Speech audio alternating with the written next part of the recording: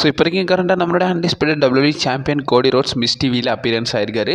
Miss டிவியில் appearance ஆனது மட்டும் இல்லாமல் என்ன பேசியிருக்காருன்றதை டீட்டெயில்டாகவே பார்த்தலாம். ரீசெண்டாக நடந்த ஸ்மாக்டவுன் வந்து பார்த்தீங்கன்னா பார்சிலோனாவில் நடந்துச்சுன்றது உங்களை நிறைய பேர் தெரிஞ்சது தான்.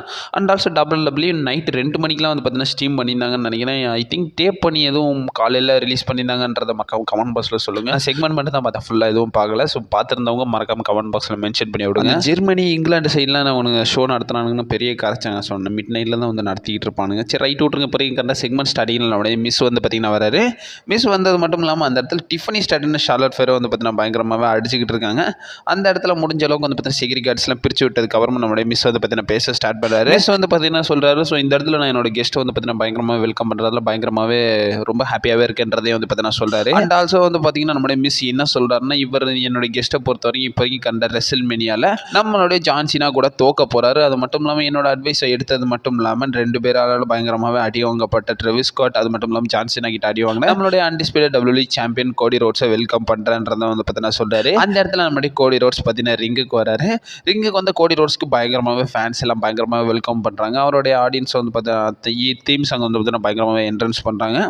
என்ட்ரன்ஸ் பண்ணது மட்டும் இல்லாமல் அந்த இடத்துல வந்து பார்த்தீங்கன்னா நம்மளுடைய மிஸ் வந்து பார்த்தீங்கன்னா கொஸ்டின் பண்ணுறாரு. தீம் சாங் போய்கிட்டு இருக்கும்போதே நம்மளுடைய கோடி ரோட்ஸ் கிட்ட நம்மளுடைய மிஸ் என்ன சொல்கிறாருன்னா, எல்லாத்தையும் கட் பண்ணி விடுங்க, ஸோ எனக்கு போதுமான டைம்லாம் இல்லை, நான் எல்லா விஷயங்களையும் பார்க்கணுன்றதை அது சொல்கிறாரு.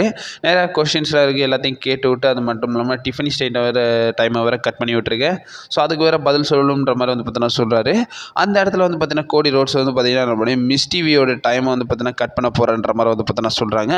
அந்த இடத்துல நம்மளோட அன்டிஸ்பியூட்டட் WWE சாம்பியன் கோடி ரோட்ஸ் வந்து பார்த்தீங்கன்னா பேசுகிறாரு.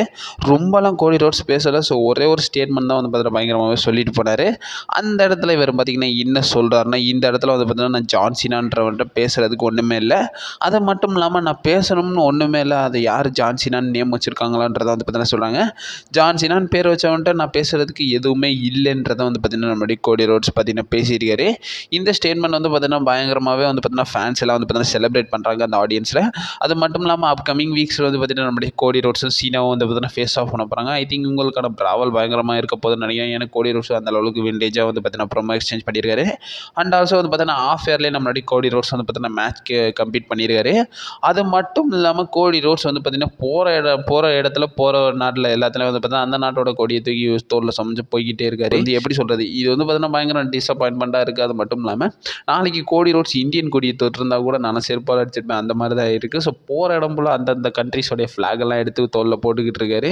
இதெல்லாம் வந்து WWE அவாய்ட் பண்ணிடலாம். ஒரு ஃபேஸாக வந்து பார்த்தீங்கன்னா கோடி ரோட்ஸை இந்த லெவலுக்கு புஷ் பண்ணுறது எனக்கு தெரிஞ்சு வேணாடி சத்தியமாக நல்லா கண்ட்ரி